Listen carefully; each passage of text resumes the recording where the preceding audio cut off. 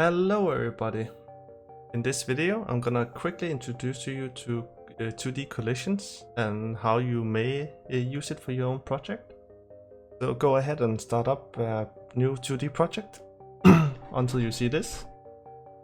And we're gonna start with making a ride. And we're gonna just put this on here. I'm gonna scale it down a bit. And then we can go ahead, call this eggplant. And then we can click on it, hold Control down and press D to make a complete copy.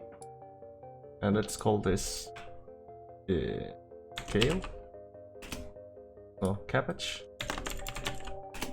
And put the cabbage in here. Now we have two different objects. So let's go ahead and create a new C# script. Let's call it collider check, and let's open it up.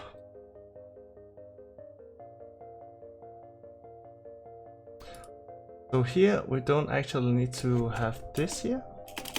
I'm gonna introduce you to 3 methods that you can use, and they do 3 different things, or track 3 different things. The first one is untrigger enter 2D.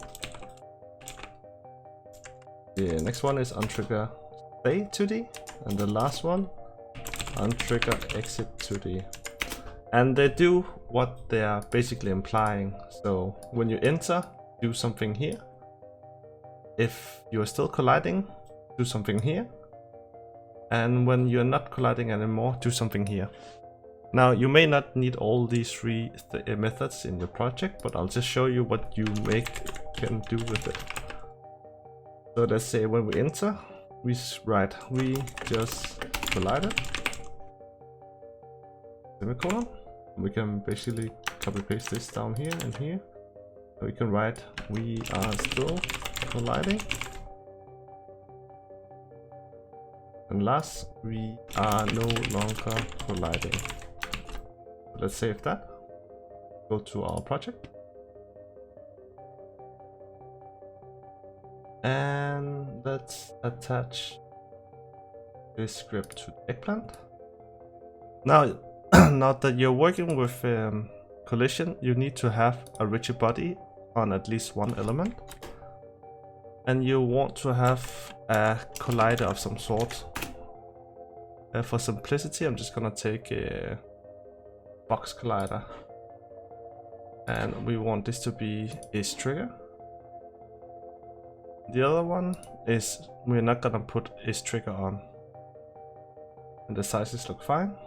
So let's see what happens when. So our console should be spamming us soon. There we go, we just collided, and then keep on going, we're still colliding. The moment we take this off, then the last one should say we are no longer colliding. So for your game, here you could put, like, if you're making a action RPG game, then you could be like a damage taken script method, whatever you have here. And you may also want to have like maybe a little pushback if you want to. And yeah, it's basically what your project is about, that you can utilize this. I just wanted to quickly introduce to you what these are and what you may or may not use these for your own project. So I hope this was helpful for you. If it were, I'll leave a like and a subscribe to my channel, and I would love to hear what your project is about, or what you're gonna use this for in your either game or mini project or whatever you're doing. And else, I hope I will see you in the next video. Until then, have a nice day. Goodbye.